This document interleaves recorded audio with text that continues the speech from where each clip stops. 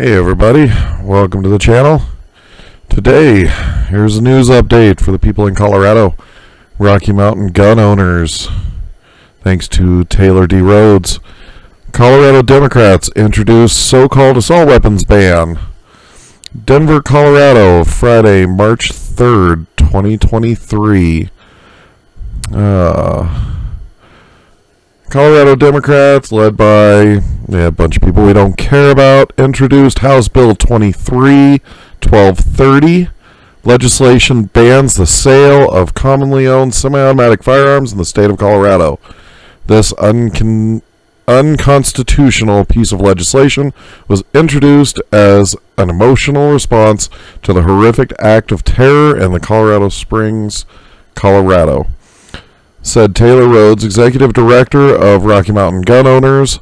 Law-abiding Colorado gun owners will strongly oppose all attempts to ban any firearm or firearm accessory, and Rocky Mountain Gun Owners is the pro-gun group mobilizing Coloradans to fight back. We won't back down or cut any deals, end quote. Under the Colorado Democrats' proposal, a large percentage of semi-automatic rifles, pistols, and shotguns would face a California-style prohibition.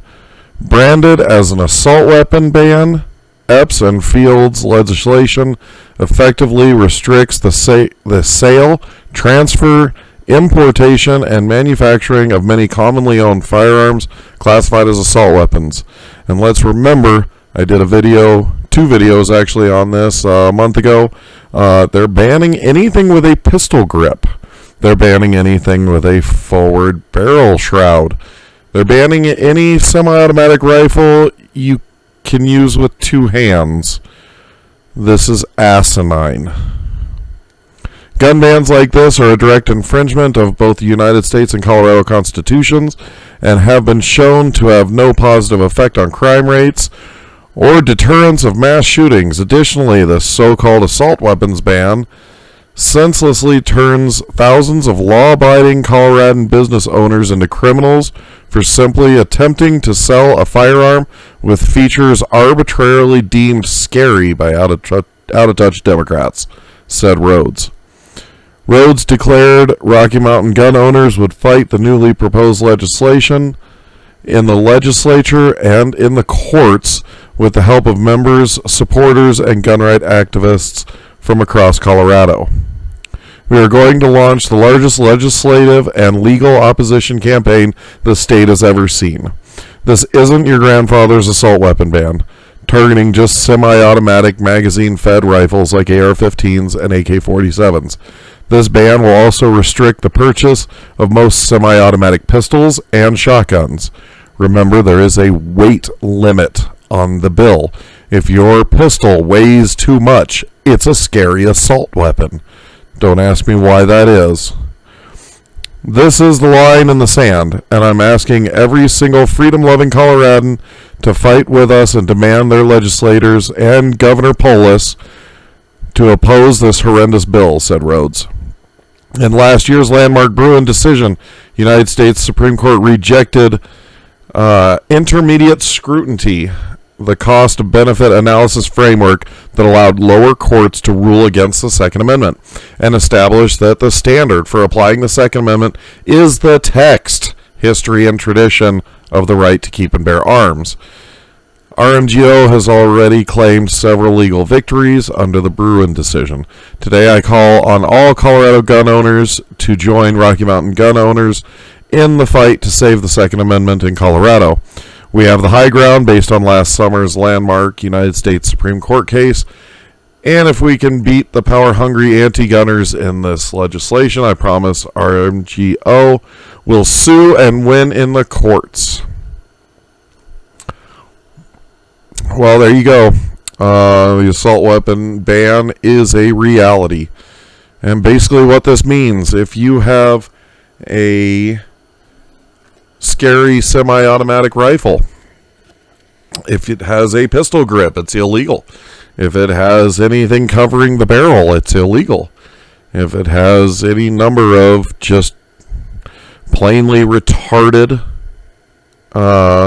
accessories whatever you'd like to put on it, it's illegal. Same with pistols and semi-automatic shotguns. This bill has to be stopped. And from my perspective, Colorado's lost a lot of ground politically. We're California Junior. Sometimes we're worse than California. But this has to stop. This bill needs to be fought. The people who are fighting it need all the help that they can get. I don't see this bill standing with the recent court rulings from California to New York to Illinois shooting down an assault weapons ban to the mass shooting in California where the guy used a weapon that was illegal in California. How is this bill going to stop criminals? It doesn't stop criminals. What it does is it stops you. It controls you, the law-abiding person. And that's what they want. They want everybody to cower in fear. Now we're looking at Georgia. Georgia had a terrorist attack on a police compound. And it's looking pretty ugly. I just got a news notification that a lawyer from the SPLC, everybody's favorite SPLC, has been arrested on terrorism charges.